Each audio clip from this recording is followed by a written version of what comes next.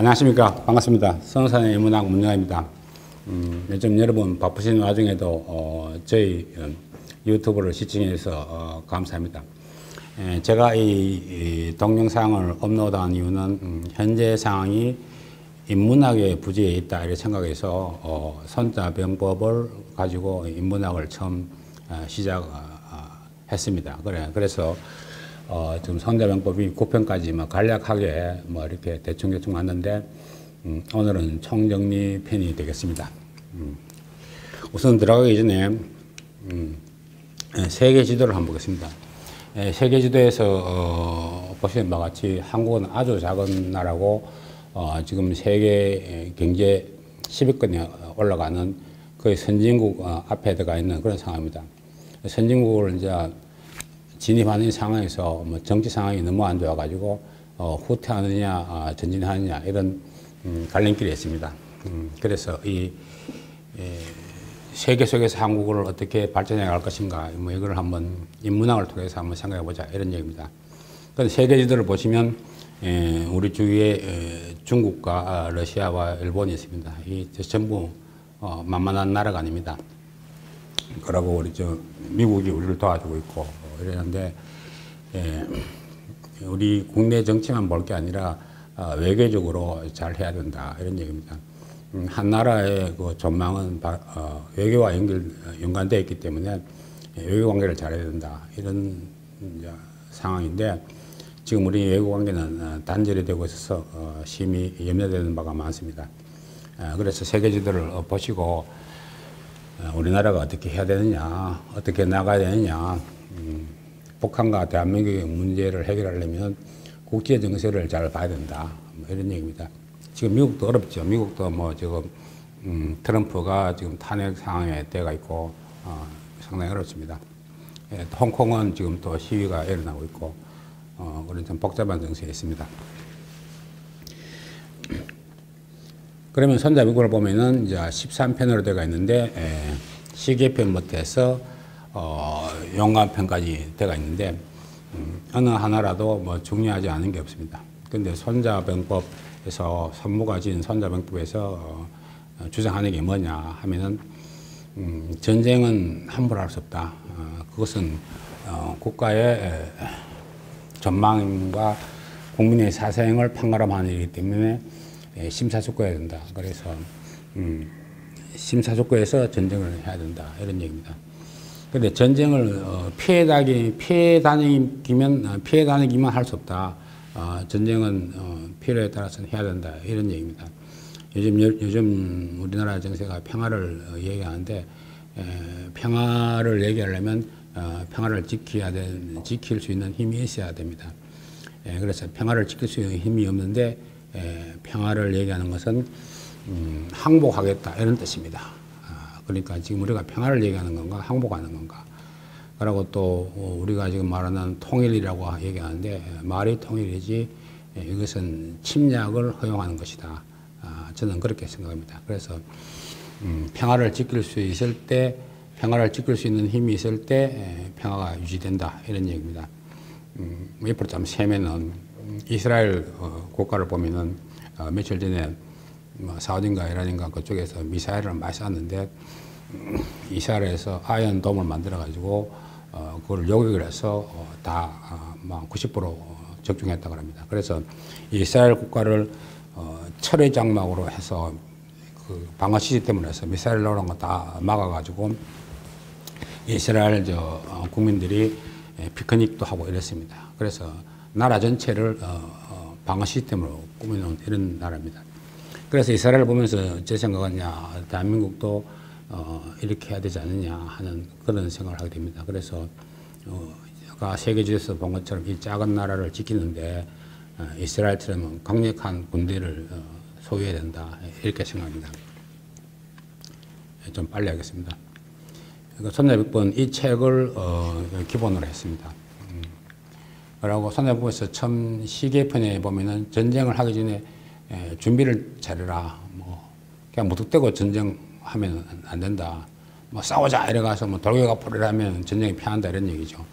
그래서 전쟁할 때는 제일 먼저 생각해야 될 게 도천지장법 도천지장법. 전쟁의 명분이 있느냐, 이 전쟁을 할 만한 것인가, 그리고 국민의 뜻은 모아졌는가, 이런 얘기. 그리고 지금 전쟁할 때인가, 지리적으로 전쟁에 유리한가, 장수는 지금 전쟁할 수 있는 장수인가, 우리나라 대통령이 이 전쟁을 치를 수 있는 대통령인가, 그다음 법은 잘 시행되고 있는가. 또 5가지를 비교해 보면 전쟁을 안 해봐도 성산할 수 있다. 이게 선무의 생각입니다. 그래서 시계편에서는 무턱대고 전쟁하면 안 된다. 반드시 이걸 따져보고 전쟁을 시작해야 된다. 첫 번째, 전쟁의 명분이 있는가. 그리고 이 전쟁을 하기 위해서 국민의 뜻이 합해졌는가. 이런 철학적인 의미부터 생각해서 마지막 법 제도까지 잘 돼 있는가. 이런 얘기입니다. 이게 시계편이고, 작전편이라는 것은 전쟁을 하는데, 작전을 하는 데는 비용이 굉장히 많이 든다. 그렇죠. 옛날에는 뭐 군량미가 제일 중요하죠. 그래서 선자병법에도 보면은 군량미의 중요성을 알 수 있고, 삼국지에도 제갈량이 사마에 치러 가다가 군량미 때문에 곤욕을 치르지 않습니까? 그러고 무기라든지 이런 게 잘 돼 있는가, 작전편, 이런 얘기입니다. 그럼 모공편이라는 것은 전쟁을 하지 않고 외교전으로 이겨야 된다. 전쟁을 하는 건 최고 마지막 수단이니까 외교를 해야 된다. 지금 현 상황에서, 우리나라의 현 상황에서 외교가 부재 상태다. 국제적으로 왕따다. 이런 상황입니다. 그래서 모공편은 외교를 잘해라. 이런 얘기입니다. 균형편이란 것은 군대 배치를 어떻게 할 거냐, 육군은 어디에 두고 해군은 어떻게 두고 뭐 이렇게 군대 편성을 잘해라. 이런 얘기를 하고 있습니다. 병세편은 군을 움직이는데 흐르는 물처럼, 흐르는 물이 딱 막아놨다가, 뚝에서 막아놨다가 탁 터지면은 그 세력으로 해서 확 몰고 가는 거. 이게 병세편의 얘기입니다. 병세편. 허실편은 전쟁은 뭐냐, 바로 쏘개는 거다. 허실, 그리고 방비가 없는 것 같은데도 방비가 있고, 또 허실편, 허실실. 그렇게 허한데 허하고 실한데 실하고 바꿔갖고 또 허실허실 이렇게 섞어 쓰는 전법입니다. 그래서 전쟁은 근본적으로 속이는 거다. 이런 얘기입니다. 그래서 속지 않도록 해야 됩니다. 반대로 속지 않도록 해야 됩니다. 적이 공격한다 하면 공격하지 않는 거고, 적이 공격 안 한다 하면 공격하는 거예요. 적이 평화를 주장하면은 전쟁을 하겠다는 뜻입니다. 그런 내용이 되고, 제가 하는 메시지는 위대한 대한민국이라는 걸 잊지 말자, 이런 얘기입니다. 우리 옛날 고조선부터 위대한 대한민국이 있는데, 한때 우리가 일제강점기도 그랬지만은 근대사에서 70년 동안 우리가 경제 성장을 해서 위대한 대한민국을 향해가고 있다. 그러니까 위대한 대한민국을 잊지 말자, 이런 이야기고, 두 번째, 인간성 회복인데, 요즘 사회주의에는 인간성이 거의 말살되는 그런 추세입니다. 왜냐하면 유물론에서 시작됐기 때문에, 유물론에는 뭐 기독교의 사랑이라든가 부처의 자비라든가 공정의 인이라든가 인간성을 찾아볼 수가 없습니다. 그래서 이러한 모든 전반적인 문제가 인간성 상실에서 오는 거기 때문에 인간성을 회복해야 되겠다. 그리고 자유민주주의를 수호해야 되겠다.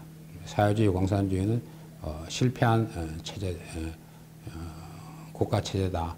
그래서 자유민주주의를 수호해야 되겠다. 이게 제가 전달하고자 하는 메시지입니다. 그리고 구변편에 이제 또 있는데, 구변편에 대해서는 9가지 변통이니까, 전쟁이라는 것은 항상 살아 움직이는 거니까 변화무상하다, 이런 얘기입니다. 일정한 게 없다. 제가 말씀드린 것처럼 전쟁과 살아가는 원칙이 없다. 전쟁에는 원칙이 없다, 이런 얘기입니다. 그래서 구변편에 대해서는 뭐 9가지 변칙에 대해서 얘기를 하고 있고, 그 중에서 이제 땅에 대해서 이제 오리라 그래서 땅을 알면 어떻게 변칙을 해야 되는가, 뭐 비지, 구지, 절지, 위지, 사지 등이 있고, 오리랑은 장수가 갖춰야 될 덕목인데, 필사적인 사람은 죽게 되고, 기회에 살겠다 하면 또 죽게 되고, 성자를 내고 참을성 없으면 또 안 된다, 이런 얘기고, 지나친 결벽을 가져도 안 된다, 지나치게 백성을 사랑해도 안 된다, 전쟁은 때때로는 굉장히 냉혹해야 된다, 이런 얘기를 하고 있습니다. 군정편은 뻔을 다스는 데 있어가지고 어둠 속에 또 살아야 된다는 얘기죠. 뭐 군대가 뭐 노출 다 되면 안 되니까 군대가 딱 숨어가지고 대기하고 있어야 돼요. 이게 이제 중요한 하나 그 상식이 뭔가 뭐 우직지계라 해가지고 돌아갈 건가 우회할 건가 직진할 건가 생각해 봐야 된다. 전광폭으로 바로 쳐들어가면 지는 수가 있으니까 돌아가서 벼를 공격하라 이렇게 이런 것도 있다 이런 말씀입니다. 그리고 행군편은 군대를 행군시킬 때 뭐 강을 건널 때는 뭐 저기 뭐 물에 한 반쯤 왔을 때 공격하라 이런 얘기 하고 있습니다. 그런 얘기. 지형편에는 지형하고는 좀 뭐 다른 얘기 같은데 군대가 피하는 경우는 뭐 6가지가 있는데 주병, 이병, 한병, 봉군, 남병, 배병이 있다는 거죠. 주병이 우리가 주력 부대가 적의 부대에 비해 가지고 10배가 넘어야 공격을 하는데 10배의 세력을 갖지 않은데 공격을 하면 진다 이런 얘기입니다. 그래서 주병이 잘 돼 있는가. 그러니까 주병이 약할 때는 수비를 해야 된다 이런 얘기죠. 그러고 이병, 한병, 봉군, 남병, 배병 이런 게 있는데 이건 뭐 전번 시간에 설명했지만 여러분 기업을 하시면서 사업을 하시면서 우리 조직이 지금 이병에 해당되느냐 장군이 좀 부실하고 리더가 부실하고 이렇지 않느냐 한번 봐야 됩니다. 그런 얘기고 구지편에서는 죽음에서 삶으로 이렇게 해서 한번 보겠습니다. 구지라는 건 이제 전쟁하는 땅을 갖다가 잘 얘기한 건데 요건 참 재미있는 이야기 같아요. 보시면 산지, 경지 이렇게 해서 정지, 교지, 구지, 중지, 비지, 위지, 사지 이렇게 그 땅의 형세에 따라 가지고 이렇게 나눠놨는데 선무는 뭐 대충 하는 게 없어요. 딱 계산을 해서 하는 거니까 땅의 형세가 뭐 이렇게 이 땅이 어디에 해당되는가 우리는 그냥 뭐 대충 뭐 좋은 땅, 명당 뭐 이렇게 하는데 선무는 이걸 땅의 종류를 9가지로 나눠가지고 전쟁에서 어떻게 할 거냐 이렇게 했습니다. 산지라는 것은 자기 나라 땅에서 전쟁하는 경우를 산지라고 합니다. 그래서 전쟁을 하다가 군인들이 막 춥고 배고프니까 다 집에 가버는 거예요. 산지 사방으로 흩어지니까 산지라는 거예요. 그리고 역사적으로 우리는 산지에서 전쟁을 많이 했습니다. 임진왜란도 그렇고 6.25 사변도 그렇고 산지에서 했기 때문에 국가가 피폐화되고 국민의 희생이 많이 됐습니다. 경지는 전쟁하는 국경지대에 있는 거니까 이게 또 고향으로 돌아가고 싶은 마음이 많이 생겨요. 정지는 서로 다투는 지역인데 아까 우리 세계 지도에서 봤지만은 우리나라가 정지에 해당합니다. 중국도 우리나라를 가지려고 하고 러시아도 우리나라를 가지려고 하고 일본도 우리나라를 가지려고 하고 미국도 우리나라를 가지려고 하고 하니까 서로 정거를 위해서 다투는 땅입니다. 정지, 우리나라는 정지에 해당됩니다. 또 교지에도 해당됩니다. 교통이 필요한 지역입니다. 뭐 이런 상황이 있다. 뭐 구지, 중지. 중지는 뭔가 적숙, 깊숙이 들어간다. 이런 얘기인데, 선자는 산지나 경지를 피하고, 중지, 그렇게 적군 깊숙이 들어간다. 이제 이걸 원하고 있습니다. 왜냐하면, 적진 깊숙이 들어가게 되면은 아무도 도와주지 않으니까, 거기서 자기들이 전투에서 이겨야 돼요. 도망갈 데가 없으니까. 집에 돌아갈 고향이 머니까. 그래서 필사적으로 싸우게 된다. 이게 중지 역할입니다. 그래서 2차 세계대전 때 노르망디 상륙작전하고 6.25 때 인천 상륙작전이 중지를 찌르는 그런 전략입니다. 비지, 위지, 사지 뭐 이렇게 있는데 참 이렇게 나눈 거 보니까 흥미롭습니다. 이 선무가 이렇게 분석해서 나왔다 하니까 참 놀랍습니다. 기원전 500년 전에 이렇게 했다는 게 놀랍습니다. 그리고 하공편은 이제 불로 쓰는 건데, 불에 대해서도 상당히 논리적으로 잘 설명하고 있습니다. 5가지 목표가 있다. 사람을 하공한다. 적침을 하공한다. 치중하공한다. 창고를 하공한다.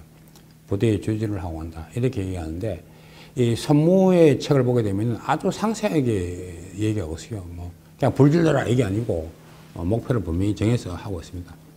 그래서 이 손자병법이 제가 알기로는 미국 사관학교에서도 지금 가르치고 있는 걸로 알고 있고, 나폴레옹이 이 책을 아주 즐겨 갖고 다녔다, 이렇게 알고 있습니다. 연관편에 대해서는, 연관편이라는 것은 간첩을 쓰는 경우, 간자를 쓰는 경우를 설명하고 있습니다. 이 간첩을 쓰는 경우는 굉장히 중요합니다. 그래서 선모가 이 연관편을 제일 마지막에 쓰는데, 제일 마지막은 중요하기 때문에 제일 마지막에 쓰고 있습니다. 어떤 책을 보면은 첫머리와 끝머리가 중요한 거거든요. 그래서 시계편에서 연관편을 할 때 연관편은 아주 중요한 부분이다, 그렇게 해서 제일 마지막에 뒀습니다. 연관편이 이제 좀 우리 현대는 정보전이기 때문에 연관편 아주 중요합니다. 그래, 간첩의 종류에는 간자라고 얘기하는데 간첩인데, 향간, 내간, 방간, 사간, 생간이 있습니다. 향간, 내간, 방간, 사간, 생간이 있는데, 향간은 그 동네 사람들을 이용하는 경우를 향간이라 합니다. 그래서 임진왜란때는 반드시 그 동네 사람들한테 백길이나 뭐 군사 정보를 알아봅니다. 잠깐 옆으로 세면은 삼국기가 보면은 제갈량이 사마이를 공격하러 제갈량이 이제 오장원에서 죽습니까? 오장원에서 죽게 되는데, 제갈공명 병사 하나가 사마에게 붙잡혔어요. 붙잡혔는데 사마이가 물어봅니다. 뭐라고 물어보느냐? 그리고 그 사로잡힌 병사가 벌벌 떨고 있으니까 밥 한 그릇 주고 술 한 잔 주면서 물어보는 거예요. 너가 제갈공명이 이거 잘 지내나 하긴 잘 지낸다는 거예요. 그리고 어떻게 잘 지내나 하긴 하루에 몇 시간 일하나 하니까 아침부터 저녁까지 일합니다. 그래서 또 사마이가 또 물어봐요. 야, 그러면 너그 그 제갈공명은 잠을 몇 시간 자냐 하긴 밤 늦게 자고 뭐 새벽 4시, 5시 돼서 일어납니다. 이라는 거예요. 그래서 사마이가 그걸 알았다 하면서 술 잘 먹고 가라 이렇게 했어요. 그래서 사마이가 돌아와서 하는 말이 뭐냐? 제갈공명 곧 죽겠다, 이런 얘기입니다. 이거 잠도 안 자고 일만 하지요. 이게 제갈공명이 죽을 거 아닙니까? 그러니까 리더의 그 신상 정보는 아주 중요합니다. 대통령의 그 신상 정보는 굉장히 중요합니다. 이 사람이 잠이 오느냐, 잠이 오지 않느냐, 뭐 이런 거 아주 중요한 겁니다. 우리나라 38선, 6.25 때 38선 끌 때 트루만이 감기 걸려갖고 정신없어가지고 죽고 딱 하는 그런 속담도 있습니다. 그런 유언비어 이런 게 있어요. 그렇기니 리더의 그 정보는 굉장히 다 중요한 겁니다. 하여튼 그런 건데, 그래서 간첩은 향가는 동네 사람을 쓴다. 내가는 적국의 관료를 포섭한다, 이런 거고, 방가는 간첩을 다시 또 재이용하는 이중 간첩, 이런 거고, 사가는 적군 손에 들어가서 너가 기밀을 뭐 편지로 보내고 너는 거기서 죽는다, 뭐 이런 얘기예요. 사가는. 생가는 가서 적군 속에 들어가서 보고 내한테 살아와서 보고해야 된다. 이게 생간이라는 겁니다. 그런데 이 간첩 활동이라는 거는 아주 중요한 얘기인데, 리더가 간자를 고용하고 부를 수 있어야 됩니다. 그래서 리더는 사람을 알아보는 크게 뛰어난 지혜가 있지 않으면 간자를 쓸 수 없다는 거예요. 그래서 훌륭한 밑에 간자가 있는 거지, 좀 리더가 좀 어설프고 장수가 좀 어설프면은 간자가 활동을 잘 안 해요. 충성을 다 바치지 않아요. 잘못하면 반관계에 휩쓸 리가 있어요. 그렇게 주군을 장수를 배반하게 돼요. 그렇게 간자를 쓰는 거, 간첩을 쓰는 거는 반드시 장수나 리더가 굉장히 훌륭한 인품을 갖춰야 된다, 이런 얘기를 하는 겁니다. 그래서 간자를 쓸 때 굉장히 조심해야 된다. 믿을 수 있는 사람, 믿을 수 있는 건 내가 인품이 높아야 그 사람이 나를 믿기 때문에, 이런 게 있고, 또 여기 위에 보면은 간첩이 하는 행동들은 반드시 국가 원석 알아야 된다. 너무 중요한 일이기 때문에 그렇습니다. 또 옆으로 좀 세면은 어제 저희 동네 아주머니 한 분이 오셨는데, 요즘 세상이 말이지 이상하게 돌아가고 해서 간첩이 많다 했긴 해. 요즘 세상에 간첩이 됐네 이래 얘기하더라고요. 그래서 참 간첩을 보고도 간첩이 아니라는 세상에 살고 있으니까 얼마나 참 위험한 상황인지 알 수 있습니다. 마을 전체가 간첩일 수도 있어요. 임진왜란 때 유성룡이가 평양에서 이제 길을 가다가 이제 어떤 농부 하나가 소를 몰고 가는데 폼새가 이상해서 잡았어요. 잡아갖고 너 뭐냐 이러니까 간첩이라는 거예요. 그래 네가 소를 가져가서 말 거냐 이러니까 그 신문을 하니까 얘가 일본은 간첩이에요. 그러니까 뭐 향간쯤 되는 거겠죠. 그 많은 사람 간첩인데. 그래 네 친구들이 간첩 친구들 누구냐 이렇게 그 말에 50명, 100명이 다 간첩이라는 거예요. 그래서 이제 다 잡아들였는데 유성룡이가 하는 얘기가 참 운이 좋았다 이렇게 얘기를 하고 있습니다. 그게 간첩이라는 얘기고 그래서 손자병법을 뭐 대충 이렇게 한번 맛보기로 봤습니다. 제가 인문학을 소개하는 과정에서 손자병을 택한 이유는 비교적 쉽습니다. 뭐 공자의 그 논어라든지 뭐 노자 도덕경이라든지 이런 거는 좀 어렵기 때문에 손자병법은 좀 편하고 또 이해하기 쉽고 또 현 시대에 또 잘 적용할 수 있는 거라서 손자병법을 택했습니다. 제가 손자병법을 이렇게 다시 한번 보면서 느낀 점이 뭐냐면은 요즘 현재의 그 우리나라의 좌익 세력들 좌익 세력들이 하는 게 완전 손자병법을 그대로 하고 있다. 손자병법대로 하고 있다. 그런데 자유우파 세력들은 중구난방이다. 이거 뭐 아까 보셨지만은 좌익 세력들은 손자병법을 따라고 하는데 우리 자유우파 사람들은 이게 뭐냐 난병이다. 난병. 장수도 없고 쫄병도 안 돼 있고 교육도 안 돼 있고 우리 자유우파는 난병이에요. 난병. 근데 좌익 세력들은 이 손자병법에 따라서 모경편에 해가지고 외교를 단절시키고 있고 간첩을 토하고 있고 손자병법대로 움직이고 있습니다. 옆으로 좀 또 세면은 사회주의는 왜 손자병법을 좋아하느냐. 자유우파 우익은 논어나 도덕경을 좋아하지 손자병법을 좋아하지 않습니다. 그런데 좌익 세력들은 손자병법을 좋아합니다. 왜냐하면 좌익 세력, 사회주의 세력들은 혁명을 목표로 하는 거거든요. 혁명이라는 건 반드시 상대가 있어서 노동자 계급이 혁명을 하는 거기 때문에 혁명을 하려면 전쟁을 해야 돼요. 전쟁을 해야 되기 때문에 손자병법을 잘 알고 있습니다. 좌익 세력들은 잘 알고 있습니다. 그런데 자유우파 사람들은 뭐 사랑, 자비, 인 이래가지고 손자병법을 등한시합니다. 그래서 이 손자병법을 보면서 야 이게 이 좌파 세력들이 이대로 이용하고 있구나 이런 생각이 듭니다.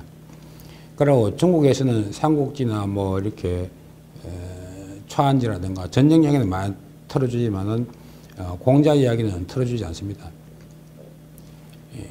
그 좌파에서 말하는 그 사회주의 사람들은 공산주의 독재 아닙니까? 김일성 독재, 시진핑 독재 이런 사람들이기 때문에 독재는 자기 말을 들어야 되는데 기독교 사람들은 예수 말을 들으니까 이거 예수 믿지 마라 이런 얘기예요. 또 불교 믿는 사람은 부처 말을 들으니까 또 이거 안 된다는 거예요. 또 공자 말을 들으니까 안 된다는 거예요. 당에서 지시한 대로 시진핑이가 지시한 대로 김일성,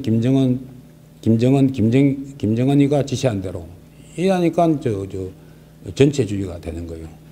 그래서 중국에서 이제 유교가 세계적으로 퍼지니까 이거 괜찮은 학문이다 해서 세계에 퍼졌는데 중국에서 공자 동상을 창고에서 꺼냈어요. 꺼내가지고 설치를 했는데 사람들이 공자를 이제 보고 인인이 이런 거 예절인 이런 걸 얘기하니까 일주일도 안 되고 공자를 창고 도로 집어넣었어요. 야 이거 이러다가 큰일 나겠다. 이게 민중봉기 일어나겠다.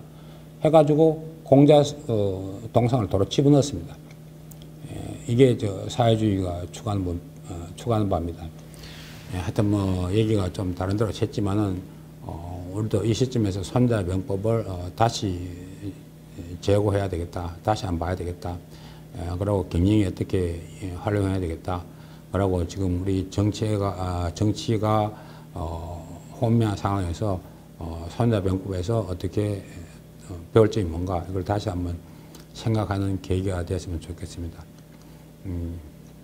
제 유튜브는 행설수설하고 또 사실 전문가가 아니기 때문에 저는 공학도 출신이지만은 여러분들한테 조금 교양이나 되고 상식이 되고자 해서 올렸으니까 참조하시고 들어줘서 감사합니다.